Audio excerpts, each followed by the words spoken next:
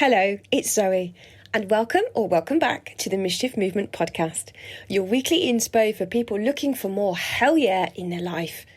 Consider this your one-way ticket out of midlife mediocrity towards fun and positive impact via playful disruption. Wouldn't you love to wake up and feel like a total badass? How about breaking some rules, throwing two fingers up to society and doing more of the things you love? I'm talking full-on freedom, adventure, and those meaningful connections I know you've been craving. Stop waiting for your amazing life to happen and go get it. I'll be picking the brains of some true game changers and mischief makers so I can share what I find and hopefully inspire you to shake things up, do more of what makes you feel alive, and boldly rebel against the ordinary. I've no idea what I'm doing, to be honest, but I've got a mission and I'm here to start a movement. It's going to be quite the adventure. Care to join me? Okay, here goes. Hello. This week, I wanted to jump back in and chat to you. There are so many things racing through my head right now, and I've had several really insightful and inspiring conversations with podcast guests this week, all of which have had a really positive impact on me in some way. I'm not surprised because when I started this podcast, my main goal was to bring more fun into my life, having felt stifled creatively as an unintentional stay-at-home mum. I wanted to feel energized, inspired, and to meet like-minded people, especially when they love finding ways to positively disrupt and go against the grain as much as me. Don't ask me where this comes from, because I don't know. I've yet to figure it out. But when I meet someone doing that, I just can't hide my fascination and admiration, because it requires thinking differently, and being bold and rocking the status quo. So this episode, I thought we'd have a little chat about that, about thinking differently. So I want to give you 3 books to inspire you with this, 5 tips for creating something original and outside the box. And if you listen to the end, you'll also have a cheeky clue as to who next week's guest might be. And I can barely contain my excitement, so you're not going to want to miss that. Now, unless you're my friends and family listening to this, I don't know how you found me or what made you decide to tune into this podcast, but I'd really like to think that you share some of these same feelings around wanting more fun in your life, or you're looking for the inspiration to go against the grain yourself. And the more I delve into the podcast and embrace my guiding North Star of mischief, the more I'm convinced that it's exactly the path that I've always needed to find. When I think about the things that light me up, it's stumbling across a brilliant new idea that's going to change the world, and finding out more about the people responsible for it. It's learning something new that then gives me a different perspective. It's multifunctional products that have been designed so well you can use them in several creative ways. It's multifaceted people that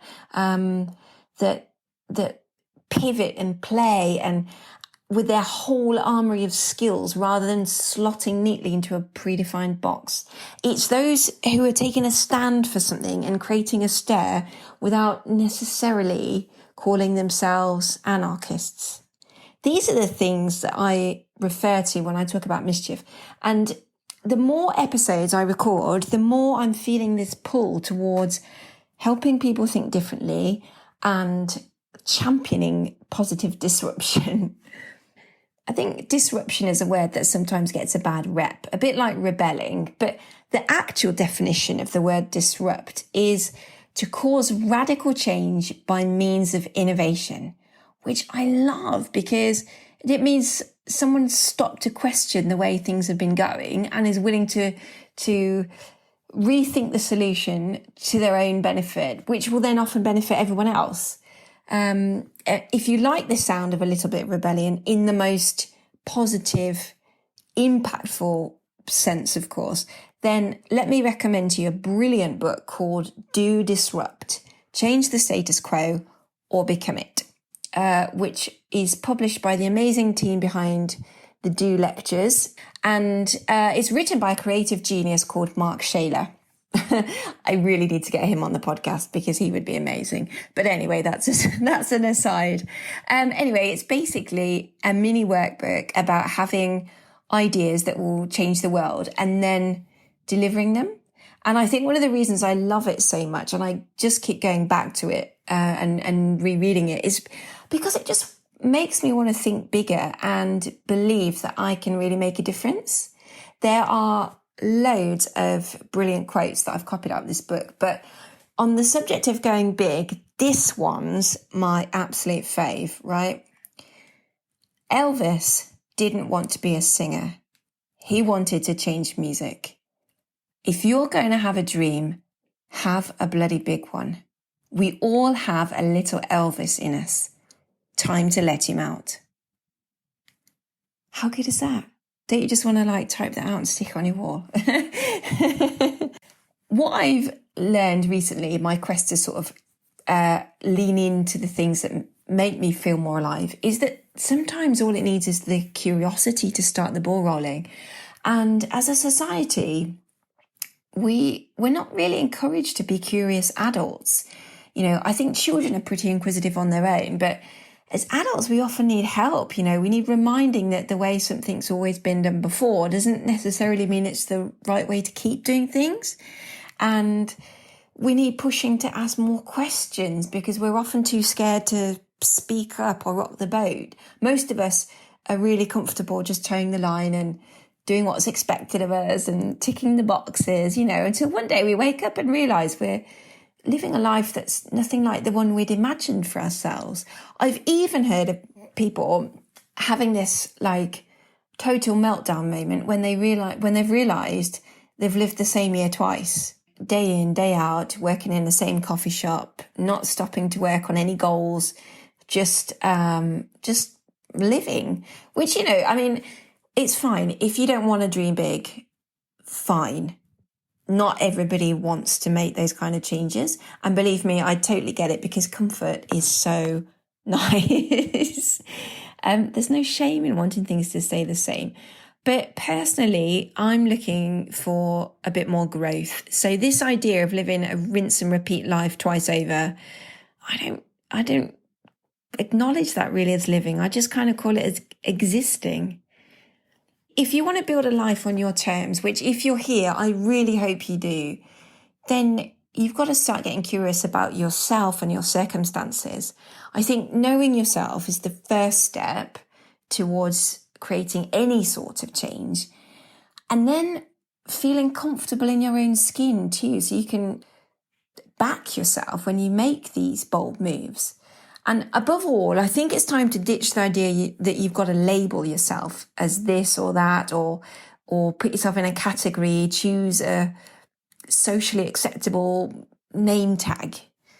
No, it's time to embrace all the random parts and, lean into the quirky bits and the seemingly unrelated hobbies, the passions that we didn't pursue and also the ones that we did. I think the more varied, the better, because they give us a unique perspective of the world.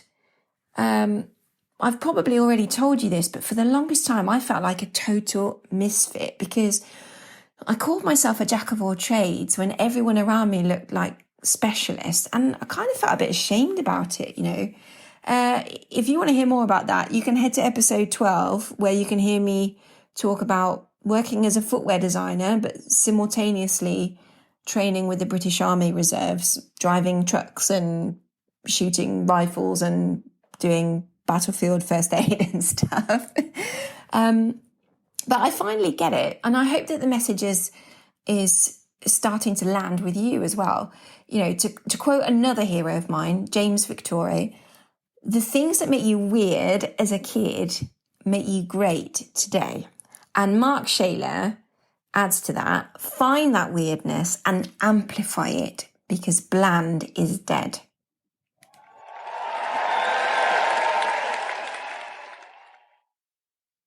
This episode is kindly sponsored by Polite Club, a brand whose mission is to change the attitude towards vulnerability by encouraging more conversation around it in order to increase real human connection. When you can express your feelings constructively, you can work through your fears, open your heart and find your place in the world. The vehicle for these conversations is clothing, or connection clothing as it's become known. Connection is one of my core values, so I'm thrilled to be able to partner with Polite Club so we can join in our collective goal of bringing people together and helping you rebel against staying the same. Sustainable, organic and rebellious, of course, Polite Club also uses 50% of their profits to fund proactive suicide prevention in the form of coaching, support and awareness raising, which enables people to understand their emotions and express how they feel constructively. Become a vulnerable with us. For more info on the brand or to buy online, go to politeclub.co.uk or follow on Instagram at politeclubhq. Now, back to the show.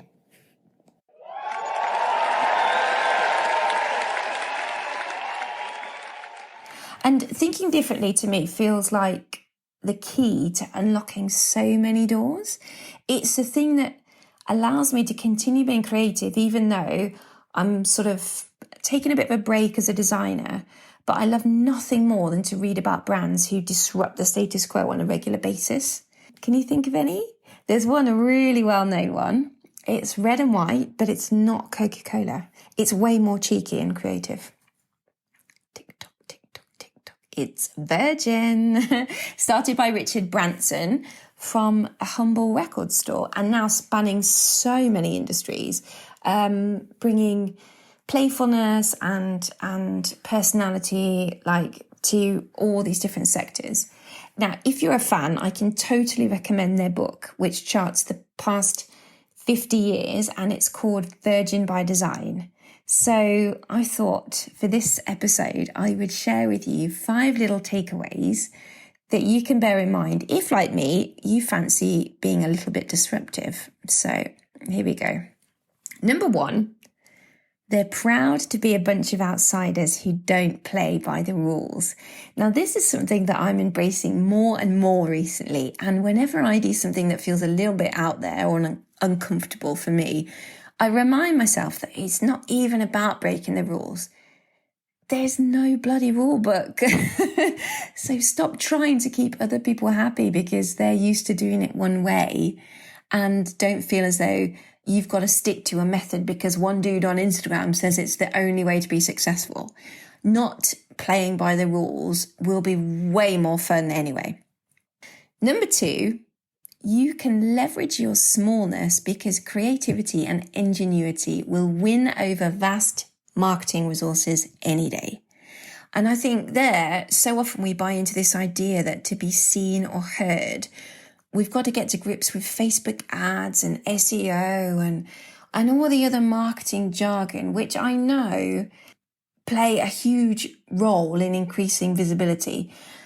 But all I'm saying is, let's just not go there as default. How about we tap into our creative resources a little bit first? Virgin are brilliant at this. Creative thinking to get maximum media coverage at very little cost. And this book is full of examples where they've done just that. Number 3, they use playfulness to achieve something profound. They love to have fun and relish the naughtiness. Here's a little example about that, right? Have you ever seen the London Eye, which is the sightseeing wheel on the south bank of the River Thames in London? So at one point it was sponsored by British Airways, which were obviously a massive rival to Virgin Atlantic. So I'm just going to tell you what they did, right? When the BA-sponsored London Eye encountered difficulties being raised into position and was lying flat on the side of the Thames, Virgin seized another opportunity for mischief. Scrambled within hours, a bright red blimp drifted past the assembled press, announcing, "BA can't get it up." Most brands would be too cautious to pull such stunts, but we relished the naughtiness, says the PR director, Jackie McQuillan. This was easy. We owned an airship company. We literally painted a sheet and stuck it on a balloon. We were nothing if not resourceful. Oh, I just think that's so good. Number 4, little details add character and individuality, and when combined with exceptional service, create an extraordinary experience. So think red Smeg minibars in the hotels, and this is one of my favourite examples. So on the Virgin Atlantic flights, they had miniature aeroplane salt and pepper pots in first class, but it was becoming really expensive replacing them because they were constantly being stolen. But rather than substitute them for something really bland with no theft appeal, they embraced it as a marketing opportunity by printing on the bottom, pinched from Virgin Atlantic, which I just thought was really cool. And number 5, part of being a cheeky brand is taking risks that others wouldn't and somehow getting away with it. So yeah, I mean, just think about that London Eye example. Anyway, I'm in love. When I read through this list, like mentally, I'm kind of substituting the name Virgin for the Mischief movement because this is exactly how I envisage it to feel. I don't know how it's going to look, and I don't know how exactly it's going to help people, but I'm certain that it involves reimagining what's gone before and turning something on its head to create an innovative, playful experience. And I'm so here for that. Finally, I'm also reading a great book called Be More Pirate, which is by Sam Conniff Allen, I think, but I'll link it to the show notes. But I've only just started it, so I can't pull any great quotes out for you. So here's a little bit of the synopsis. And if you've read it, let me know what you thought, right? Pirates didn't just break the rules, they rewrote them. They didn't just reject society, they reinvented it. Pirates didn't just challenge the status quo, they changed every fucking thing. Pirates faced a self-interested establishment, a broken system, industrial-scale disruption, and an uncertain future. Sound familiar? Pirates stood for mischief, purpose, and power, and you can too. So I am so looking forward to jumping into that book and seeing what new ideas it sparks in me. Anyway, I guess that's probably a good place to end the short one on the power of thinking differently. I think any change can be made less intimidating when we approach it through the lens of fun, being cheeky and mischievous. And coming up with new ideas and ways to change the game will always be way more interesting when we look for elements of playful disruption. Oh, but I did also say, yes, nearly forgot. I did also say I was going to give you a little teaser about next week's guest, didn't I? Right, okay. So it's a guy this time. And UK friends, you will have seen him on TV in several different shows, actually. And he built his own floating home from a shipping container. How cheeky and exciting is that, right? This is definitely my favourite interview to date. So I can't wait for you to hear it next week. In the meantime, have a think about where in your life you could get more curious, do things differently, or create some playful disruption. And as always, stay well and keep making mischief, and I will catch you next week. Oh my goodness, you made it to the end. You deserve a frigging medal for that. Thank you so much for listening to the podcast today. I'd love to hear what you think, so let's connect either on Instagram at Mischief and Hyde or by signing up to my newsletter at zoegreenhalf.com. If you did enjoy this podcast, please consider telling a friend or leaving me a review wherever you download your episodes, which will help my mission to inspire and empower more people like you to choose mischief over mediocre. Ciao!